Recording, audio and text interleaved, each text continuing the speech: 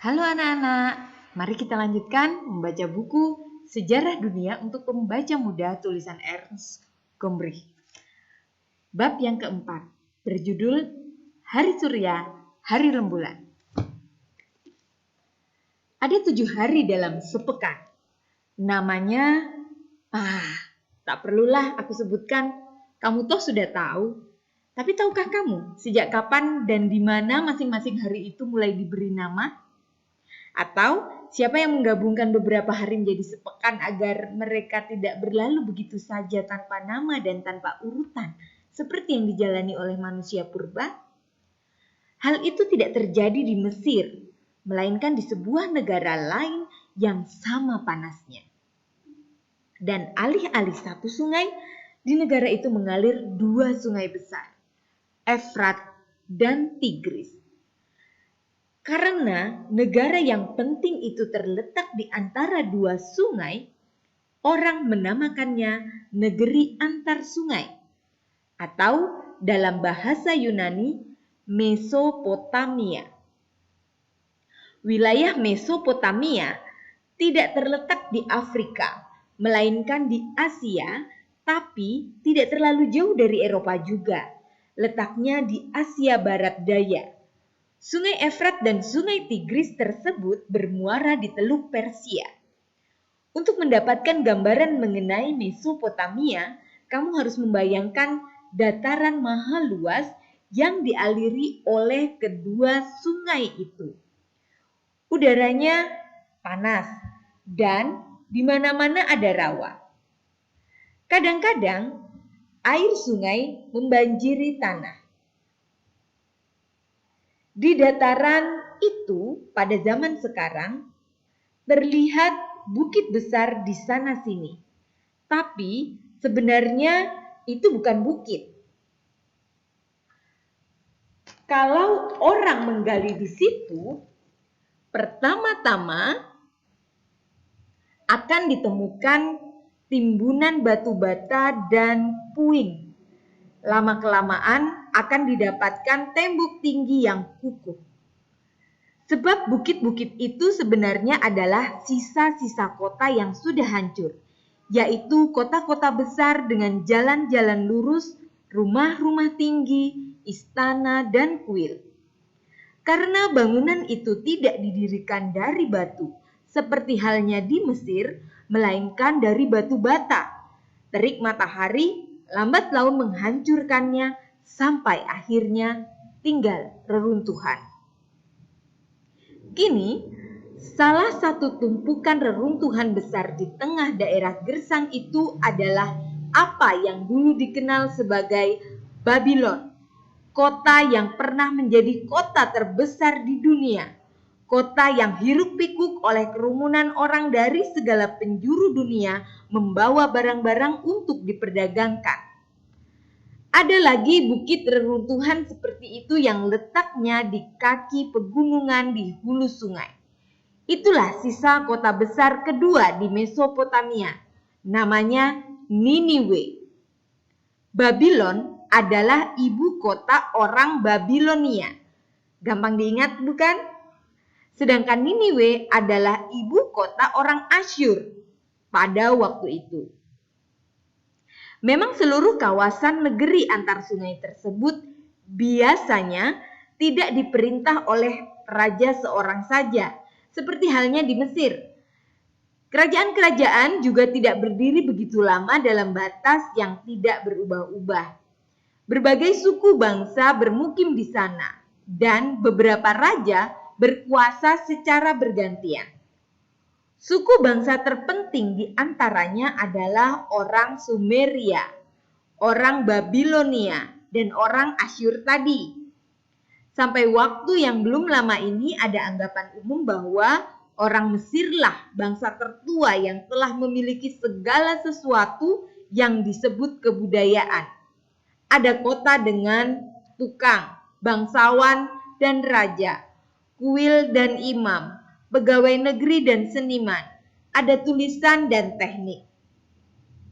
Namun kini kita tahu bahwa orang Sumeria ternyata mendahului Mesir dalam berbagai hal tersebut. Hasil penggalian di reruntuhan yang menonjol di dataran rendah dekat Teluk Persia menunjukkan bahwa penghuni tempat itu sebelum tahun 3000 sebelum Masehi telah mendapat ide untuk mencetak tanah liat menjadi batu bata guna membangun rumah dan kuil. Di bawah salah satu timbunan puing terbesar ditemukan reruntuhan kota Ur, kota yang disebut dalam Alkitab sebagai tempat kediaman nenek moyang Abraham. Di tempat itu ditemukan sejumlah besar makam yang berasal dari kurun waktu yang hampir sama dengan pembangunan piramida Cheops di Mesir. Piramida itu kosong. Kamu ingat bukan?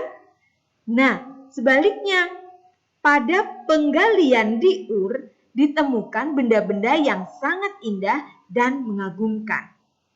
Ditemukan perhiasan emas bagi wanita dan wadah emas untuk menampung persembahan.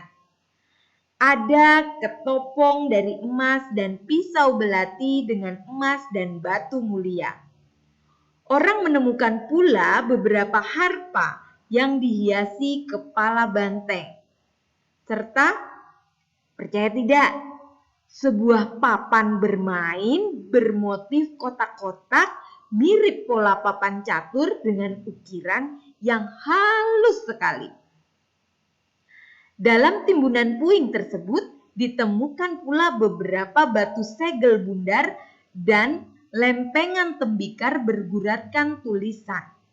Tulisan tersebut diguratkan bukan dalam hieroglif, melainkan jenis aksara lain yang membacanya juga tidak kalah sulit dengan hieroglif. Soalnya, tulisan itu tidak memakai gambar atau lambang, tetapi garis-garis terpisah dengan ujung mirip segitiga atau paku runcing. Maka dari itu, tulisan tersebut dinamakan huruf paku atau cuneiform. Di Mesopotamia tidak dikenal buku yang terbuat dari papirus. Semua aksara diguratkan pada lempengan tanah liat yang masih lunak yang kemudian dibakar dalam tungku. Dengan demikian, diperoleh lembaran tembikar yang keras. Orang sudah menemukan sejumlah besar lempengan seperti itu. Di atasnya tertera hikayat penuh pesona dan dongeng yang menceritakan mengenai pahlawan Gilgamesh dan pertarungannya melawan monster dan naga. Ditemukan juga banyak prasasti. Melalui media tersebut, raja-raja dahulu membanggakan perbuatan mereka, seperti membangun kuil yang bakal berdiri tak lekang oleh waktu atau menaklukkan sekian banyak bangsa lain. Di antara lempengan-lempengan yang telah ditemukan, terdapat juga banyak catatan niaga para saudagar masa itu. Isinya perjanjian kontrak, berita acara, daftar barang, dan lain sebagainya. Berkat temuan tersebut dapat kita ketahui bahwa orang Sumeria kuno, bahkan sebelum orang Babilonia dan orang Asyur, sudah merupakan bangsa pedagang yang hebat. Mereka pandai berhitung dan dapat membedakan dengan jelas antara yang adil dan yang tidak. Ada prasasti pada batu besar yang membuktikan hal itu. Prasasti tersebut dibuat oleh salah seorang raja Babilonia pertama yang menguasai seluruh negeri. Itulah kitab undang-undang tertua di dunia, Undang-Undang Raja Hammurabi. Nama itu kedengeran seperti nama tokoh dongeng, tapi undang-undang yang dibuatnya sama sekali tidak main-main. Lugas, tegas, adil. Jadi, layak bagi kamu untuk mengingat kapan Raja Hammurabi itu hidup. yaitu sekitar tahun 1700 sebelum Masehi, berarti lebih dari 3700 tahun lalu. Orang Babilonia, seperti juga orang Asyur kemudian, berwatak tegas dan rajin. Akan tetapi mereka tidak membuat gambar-gambar ceria seperti orang Mesir. Patung dan gambar timbul Babilonia biasanya hanya memperlihatkan raja pergi berburu atau menghadapi sekelompok tahanan yang berlutut di depannya dengan tangan terikat. Ada juga gambar kereta perang mengejar pasukan asing atau tentara bertempur merebut puri. Wajah raja selalu kelihatan murung. Jenggot hitam mereka yang panjang sama keritingnya dengan rambut panjang mereka. Dengan penampilan itu, pada beberapa gambar raja tampak mempersembahkan kurban kepada dewa-dewa, yakni kepada dewa Surya, Baal, dan Dewi Bulan yang bernama Ishtar atau Astarte. Orang Babilonia dan orang Asyur memang berdoa kepada matahari, bulan, dan bintang-bintang sebagai dewa-dewi mereka. Sepanjang tahun dan selama berabad-abad, pada malam-malam yang cerah, mereka mengamati dan mencatat segala yang mereka saksikan di langit. Dan karena mereka itu orang yang jernih dan pandai, maka tak luput dari perhatian mereka bahwa bintang-bintang berputar dengan sangat teratur. Dengan cepat orang Babilonia mengenali bintang-bintang tertentu yang seolah-olah terpasang di langit dan muncul di tempat yang selalu sama setiap malam. Mereka melihat adanya bentuk-bentuk dalam gugus bintang, lalu memberinya nama, yang lalu kita sebut rasi. Umpamanya bintang pari. Namun, yang paling menarik perhatian orang Babilonia itu adalah bintang-bintang beralih yang tampak bergerak di langit di atas belahan bumi utara. Katakanlah, sewaktu-waktu bintang itu seperti berada di dekat rasi beruang besar, lain kali di dekat rasi timbangan. Pada zaman itu, orang menganggap bumi sebagai piringan atau cakra datar tak bergerak. Sedangkan langit dengan bintang-bintang berupa kubah cekung yang menutupi bumi seperti tudung yang mengitari sekali dalam sehari. Dengan adanya gambaran seperti itu dapat kita bayangkan kalau orang Babilonia tak habis heran. Mengapa tak semua bintang memiliki tempat yang tetap di tempurung langit itu? Mengapa ada beberapa bintang yang kemudian seperti longgar dan bisa mondar-mandir? Kini kita mengetahui bahwa bintang yang membingungkan itu adalah bintang yang dekat dengan kita, beredar mengitari matahari bersama bumi. Namanya planet.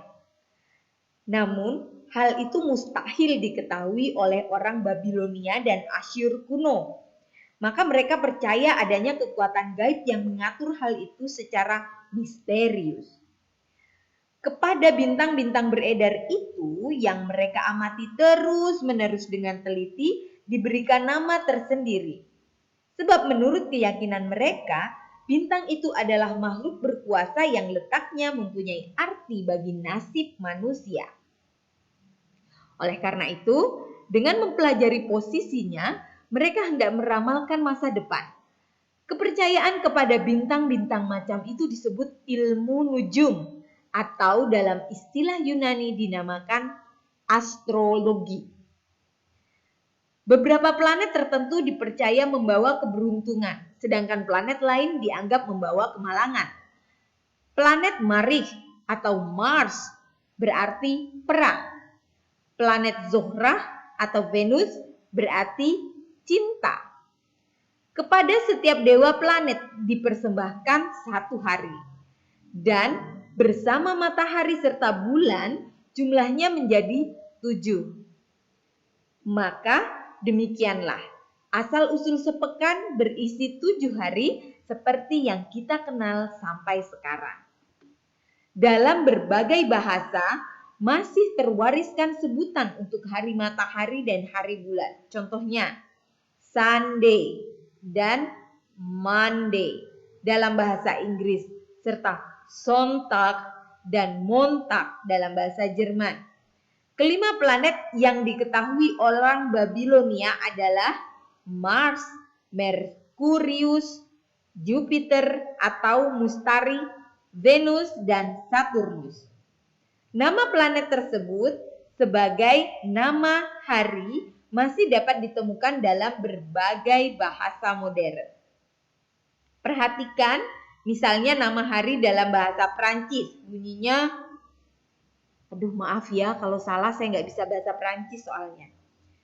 Mardi dari Mars, Marstredi dari Merkurius, Judi dari Jupiter, Venderdi dari Venus.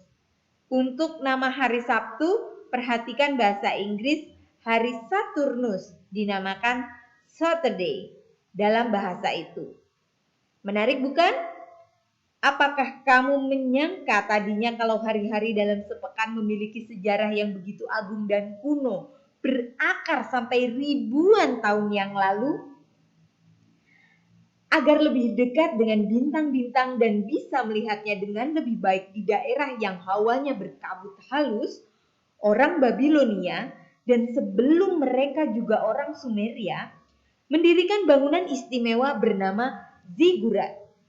Bentuknya menara besar dan lebar yang terdiri dari beberapa teras yang disusun dengan kuku secara bertingkat. Dari sisi luar, menara itu ditopang oleh tembok penyangga tebal dan tangga-tangga tinggi. Pada tingkat paling atas baru terdapat kuil untuk bulan atau planet-planet. Rakyat berdatangan dari jauh dan meminta imam meramalkan nasib mereka dengan mengamati bintang. Mereka membawa persembahan yang bernilai tinggi. Di dataran yang kini termasuk wilayah Irak, sampai sekarang masih tampak sisa-sisa zigurat menjulang dari reruntuhan. Di tempat itu ditemukan pula prasasti yang menceritakan bagaimana raja-raja mendirikan atau memugar menara itu.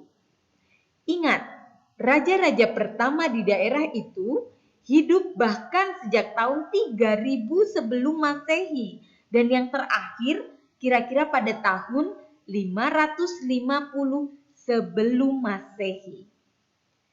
Raja Babilonia terakhir yang betul-betul dikdaya adalah Nebukadnezar. Ia hidup sekitar tahun 600 sebelum Masehi dan terkenal atas ekspedisi yang dilakukannya untuk berperang. Ia bertempur melawan Mesir dan membawa tawanan dari berbagai bangsa untuk menjadi budak di Babilonia. Namun sebenarnya bukan ekspedisi peranglah yang merupakan perbuatan Nebukadnezar terbesar, melainkan terusan dan waduk besar yang dibangunnya untuk mengairi tanah supaya menjadi subur. Baru setelah kanal-kanal itu ditutupi orang dan isi waduknya berubah menjadi lumpur, wilayah itu menjadi dataran gersang dan berpaya-paya. Tempat di sana sini tampak bukit yang terdiri dari reruntuhan. Jadi, kalau kita merasa senang karena akhir pekan tiba dan hari Minggu, Sunday, hari surya, itu datang lagi, sempatkanlah layangkan ingatan kita sejenak pada reruntuhan di dataran berpaya-paya itu, serta pada raja-raja tegas dengan jenggot hitam yang panjang itu. Soalnya sekarang kita sudah tahu bagaimana hubungannya. Demikian bab 4. Di bab 4 ini ada juga peta daerah yang menggambarkan di mana posisi Mesopotamia dan Babylon. Kamu bisa lihat juga, saya sertakan di video ini. Di kawasan antara Mesopotamia dan Mesir ini berawal sejarah dunia dengan peperangan dahsyat dan pelayaran berani kapal-kapal dagang Fenisia. Peta ini dapat kamu lihat kembali ketika membaca bab-bab berikut.